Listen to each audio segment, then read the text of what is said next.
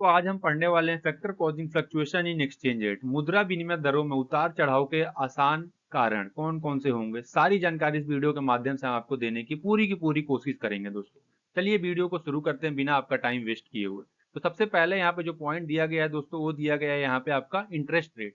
जब बैंक दर जो होता है, जो बैंक ब्याज देती है, तो उसमें क्या होता है दोस्तों, जो बैंक का दर होता है वो बढ़ते रहते हैं, ठीक है, या फिर वो लोग बढ़ाते रहते हैं या तो घटाते रहते हैं।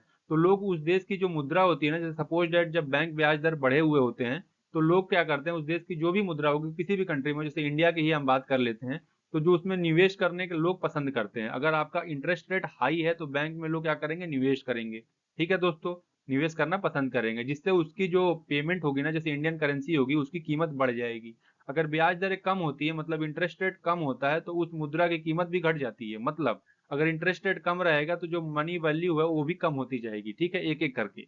नेक्स्ट हम बात कर लेते हैं यहाँ पे इन्फ्लेशन रेट की। इन्फ्लेशन रेट हमको क्या बताए, inflation error purchasing power and country with the lower inflation rate tend to their share currency appropriate relative to those with higher inflation. इसमें दोस्तों ये बताया गया है, जब किसी देश में महंगाई कम होती है तो उस देश की मुद्रा की जो कीमत होती है वो बढ़ सकती है या बढ़ जाती है। अगर महंगाई ज्यादा होगी तो उस देश की जो मुद्रा की कीमत होगी वो होगी कम हो जाएगी, मतलब इन्फ्लेशन हाई होगा।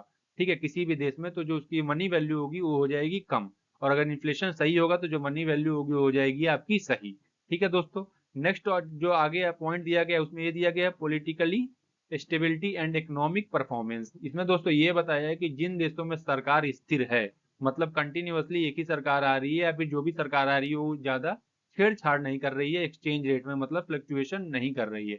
जिन देशों में सरकार जो स्थित है उसमें क्या होता है दोस्तों की आर्थिक स्थिति अच्छी हो जाती है। जाहिर सी बात है, एक ही गवर्नमेंट रहेगी दोस्तों कंटिन्यूअसली, तो वो क्या करेगी, अपना इकोनॉमिक स्टेबिलिटी जो है उसको मजबूत करेगी। ठीक है, वहां का क्या होगा, जो कीमत होगी ना, वैल्यू ऑफ मनी जो होगी वो इंक्रीज हो जाएगी ऑटोमेटिकली। अगर सरकार चेंज होती रहेगी तो अपने तरह से रूल रेगुलेशन ले आएगी, सारी प्रॉब्लम क्रिएट करेगी कि जैसे सपोज डेट की जो पिछली सरकार थी उसने ये किया तो हम इसको चेंज करके ये करेंगे। इससे क्या होता है ना, जो मनी की वैल्यू होती है वो कम होती है। और अगर पॉलिटिकली स्टेबिलिटी अगर सेम रहता है तो उसमें जो मनी की वैल्यू होती है वो मजबूत रहती है। अगर सरकार या आर्थिक स्थिति किसी भी सरकार की हो या नहीं हो, तो उसमें मुद्रा की जो कीमत होती है वो गिर सकती है। अगर आर्थिक स्थिति सही नहीं है तो मुद्रा की कीमत गिर सकती है, जैसे कि मैंने आपको पहले ही समझा दिया। नेक्स्ट इसमें जो चौथा पॉइंट दिया गया वो दिया गया बैलेंस ऑफ पेमेंट।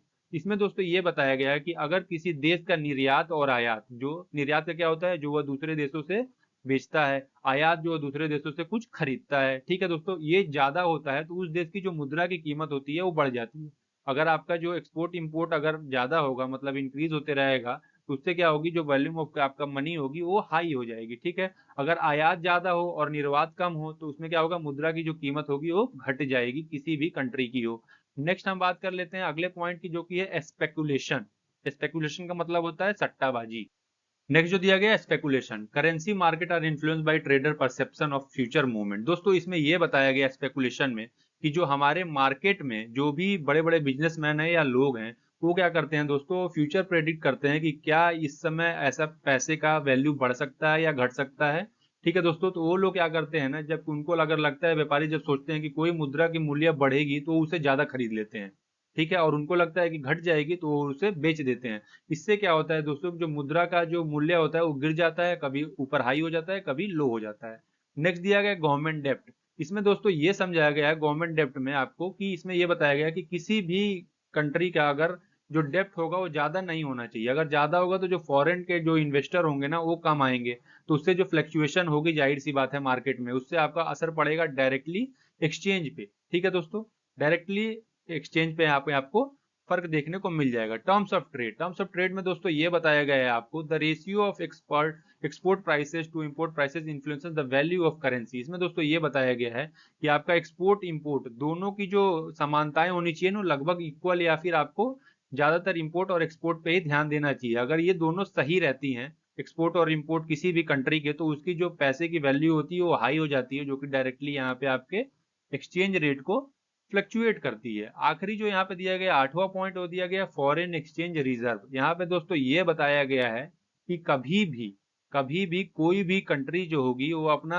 क्या करेगी, जब फॉरेन एक्सचेंज रिजर्व होगा ना उसको सही से मेंटेन करके रखेगी। अपनी करेंसी जो उसकी वैल्यू होगी फॉरेन करेंसी की, उसको भी वो चाहेगी कि मेंटेन करके रखें। ठीक है दोस्तों, आगे इसमें ये भी बताया कि इसमें जब भी आप कोई भी, फॉर इंस्टेंस यहाँ पे लिखा हुआ है selling reserve can lead to currency depression well buying reserve can cause appreciation. यहाँ पे ये बताया गया है कि अगर आप कुछ बेचते हैं ना दोस्तों, ठीक है, तो वहां पे करेंसी जो आपके डिप्रेशन में जाती है, अगर आप वहां से कुछ खरीदते हैं तो आपका एप्रिसिएशन में आता है। इसका मतलब दोस्तों यहाँ पे ये बताया गया है कि ज्यादातर आपको कोशिश क्या करना है कि हमको बाहर से कुछ बाई करना है जिससे हमारा जो मनी वैल्यू वो काफी बढ़ते जाए और मार्केट में काफी अच्छा इसका इम्पैक्ट हो जाए। तो ये भी डायरेक्टली आपको देखने को मिलेगा कि जो फैक्टर है, एक मेन फैक्टर ये आता है दोस्तों जो फ्लक्चुएट करता है एक्सचेंज रेट को।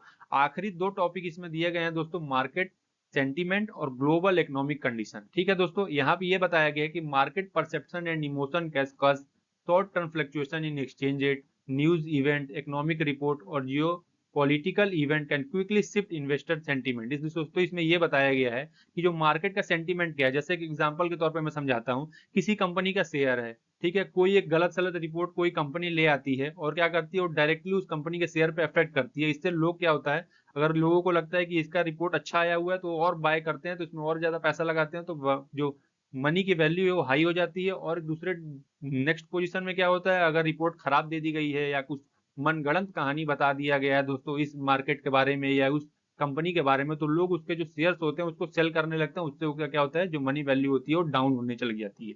ठीक है, last but not least, global economic condition. Global economic event such as financial crisis और changes in the price of की commodities like oil can have widespread effect on exchange rate especially for the country depend on those commodity। इसमें दोस्तों ये बताया गया है कि अगर कोई क्राइसिस आ जाता है तब भी आपकी जो वॉल्यूम ऑफ क्रेडिट होगी, मतलब कि जो आपके यहाँ एक्सचेंज रेट होगा वो भी फ्लक्चुएट करेगा, या फिर कुछ ही चीज पे अगर आप डिपेंडेंट है, जैसे बहुत सारी कंट्री यहाँ पे एग्जांपल दिया गया है कि ऑयल पे मतलब तेल पे डिपेंडेंट है, तो अगर उनके यहाँ तेल जो है, जो ऑयल यहाँ पे जो दिया गया है उसकी जो मात्रा कभी बढ़ती है कभी घटती है, तो उससे उनका पूरा पूरा मार्केट जो है, जो पूरा पूरा एक्सचेंज रेट है वो फ्लक्चुएट होने के पूरी पूरी संभावना है दोस्तों। होप करता हूं कि आपको हमारी ये पूरी वीडियो समझ में आ गई होगी दोस्तों। अगर कोई पॉइंट नहीं समझ में आया है तो आप हमें कमेंट करिए, हम आपको बताने की पूरी कोशिश करेंगे। चलिए मिलते हैं अगले वीडियो में, तब तक के लिए जय हिंद।